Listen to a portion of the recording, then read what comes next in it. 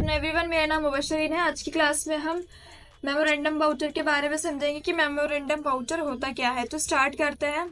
अगर आपने मेरी लास्ट वीडियो देखी होगी तो लास्ट वीडियो में मैंने आपको रिवर्सिंग जनरल वाउचर के बारे में समझाया था कि रिवर्सिंग जनरल वाउचर का यूज हम क्यों करते हैं, कैसे करते हैं और कैसे उसे शो किया जाता है। मीन्स देखा कहाँ, चेक क्या कहा जाता है, चेक कहाँ करते हैं कि हमें पता कैसे चलेगा कि रिवर्सिंग वाउचर। अगर याद हो तो मैंने उसमें बताया था कि रिवर्सिंग वाउचर आपका एक्सपेंस है कि आप जो नेक्स्ट मंथ में आपका जो एक्सपेंस है वो प्रेजेंट में आप देखना चाहते हैं तो हम उसका यूज करते हैं। और आज क्या सीखेंगे हम? आज मेमोरेंडम सीखेंगे कि मेमोरेंडम वाउचर का यूज हम क्यों करते हैं, कैसे किया जाता है, उसका प्रोसेस क्या होता है, फिर उसे चेक कैसे करेंगे, वो सब हम आज की क्लास में समझेंगे। तो स्टार्ट करते हैं। फर्स्टली हम अगर मैं मेमोरेंडम वाउचर की बात करूं तो इसका जो यूज है हम तब करते हैं जब कस्टमर को या कोई अदर पर्सन है उसे हमें अपने स्टॉक में से कुछ आइटम डेमो के तौर पर देना होता है। तो इसे याद या ध्यान रखने के लिए हम मेमोरेंडम वाउचर में एंट्री करते हैं। जो मेमोरेंडम वाउचर होता है, अगर मैं सिंपल वर्ड्स में कहूँ कि आपका जो कस्टमर या कोई पर्सन है, आपकी जो शॉप पे आता है कोई, तो आप उसे डेमो के लिए कोई एक आइटम प्रोडक्ट दे देते हैं कि भाई ले, तू इसका यूज करके पहले देख ले, फिर मुझसे खरीद लियो इसे। तो जो एंट्री जो होती है उसमें ध्यान रखने के लिए कि मुझे याद रहे कि मैंने जो अपना स्टॉक है मैं उसे भूल ना जाऊं, फिर तो अगर मैं भूल जाऊंगा उसकी एंट्री कैसे करूंगा, ध्यान नहीं रहेगा, तो उसे मेमोरेंडम में रखते हैं। हमने उसे सेल नहीं किया है, पूरा हमने सिर्फ आइटम उसे किस लिए दिया है? डेमो के लिए दिया है। मुझे ध्यान रहे कि मैंने जो उसे प्रोडक्ट दिया है वो कौन सा प्रोडक्ट है, कितनी क्वांटिटी दी है, किसको दिया है, उसके बारे में पूरी डिटेल हम मेमोरेंडम वाउचर में रखते हैं। तो स्टार्ट करती हूँ।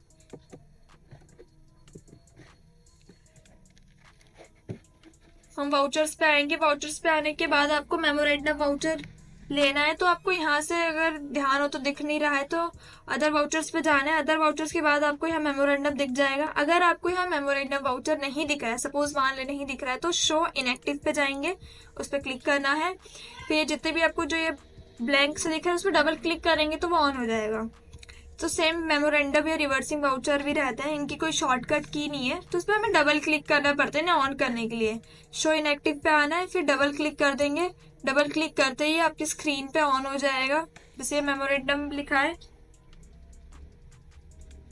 अब इसमें एंट्री पास होएगी कि मान ले कस्टमर ए है मेरा, कस्टमर ए को मैंने 19,000 का एक लैपटॉप दिया या 38,000 का, मान ले 19,000 का एक लैपटॉप दिया है। फिर ये मेरा न्यू है तो न्यू रेफरेंस में रखूंगी। न्यू रेफरेंस में रखने के बाद अब मैंने क्या किया, इसे सेल की है। तो सेल पे जाने के बाद मैं इसका एक आइटम ले लेती हूँ, जैसे एचपी की ले ली है तो ये 25,000 बैठ रही है, मैं इसे 19,000 कर लेती हूँ फिलहाल एचपी को। फिर इसकी क्या करनी है, हमें एंट्री एक्सेप्ट करा देनी है।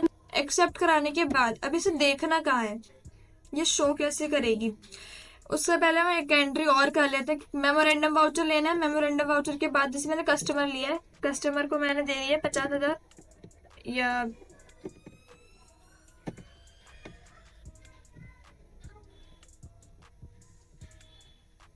48,000 ले लेते हैं। न्यू रेफरेंस में डाल देंगे इसे। फिर इसे क्या देना है कि सेल कर रहे हैं हम, आइटम ले लेते हैं, जैसे एक डेल का ले लिया, एक एचपी ले लेते हैं।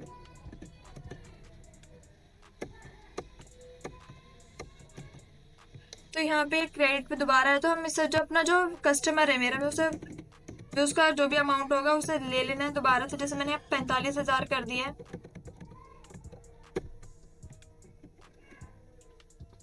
सॉरी यहाँ 44 करना है। दोनों सेम होनी चाहिए तब आपकी जाके ये एंट्री ले गया।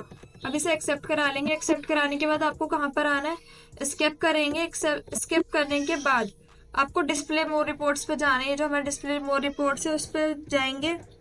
फिर आपको यहाँ से एक्सेप्शन रिपोर्ट्स पे आना है। एक्सेप्शन रिपोर्ट्स पे आते ही आपको ये जो स्क्रीन एक्सेप्शन रिपोर्ट्स की ऑन हो जाएगी।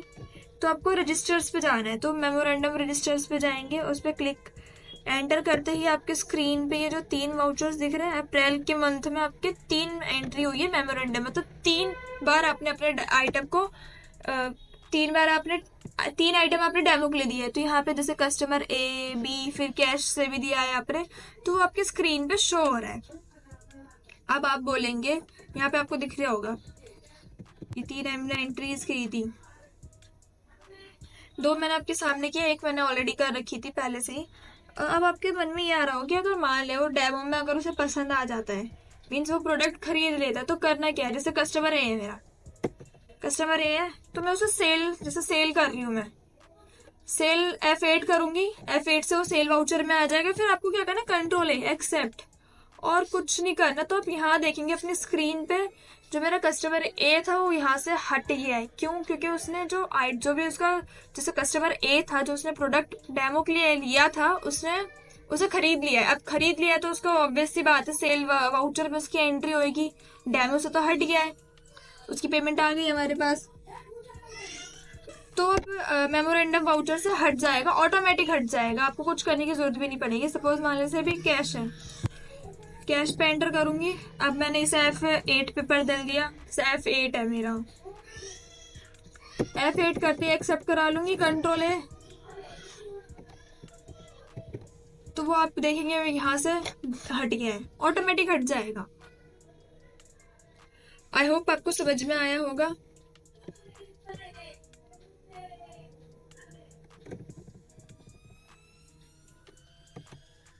सवाल ये उठता है कि ये परचेज वाउचर में ले सकते हैं हमारा मेमोरेंडम वाउचर, तो देखते हैं। इसे मेमोरेंडम वाउचर ले लेंगे,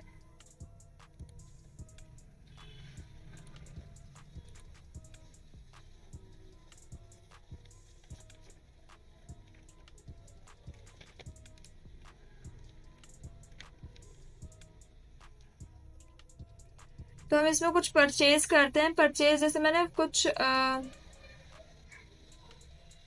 लैपटॉप परचेज किया सपोज मान ले, तो यहाँ परचेज की एंट्री आएगी। पहले डेबिट LC से मैं परचेज बना लूंगी, वो मेरा परचेज अकाउंट में आएगा। इसे एक्सेप्ट करा लेंगे। एक्सेप्ट कराने के बाद आपको आइटम लेना है कि आपने कौन सा आइटम लिया है। सपोज मान लें आपने इसकी 10 क्वांटिटी ली है, डेमो के लिए आपने परचेज किया है इसे। फिर किससे किया? सप्लायर से किया है कि भाई तो डेमो के लिए 10 पीस है मेरी। जैसे आप टीवी है तो आपने, जैसे होटल्स वगैरह होते हैं, तो अगर होटल्स का डीलर LC कर लें आप, होटल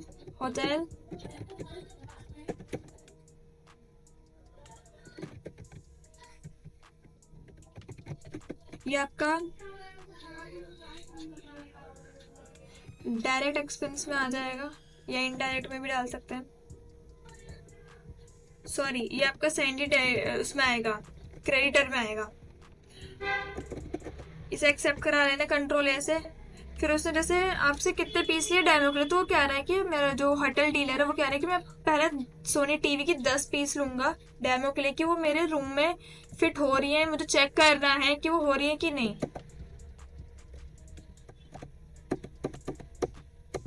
एक्सेप्ट करा लेते हैं। फिर हम किस पे आएंगे? डिस्प्ले पे आना है, एक्सेप्शन रिपोर्ट्स पे आनी है, फिर मेमोरेंडम वाउचर पे।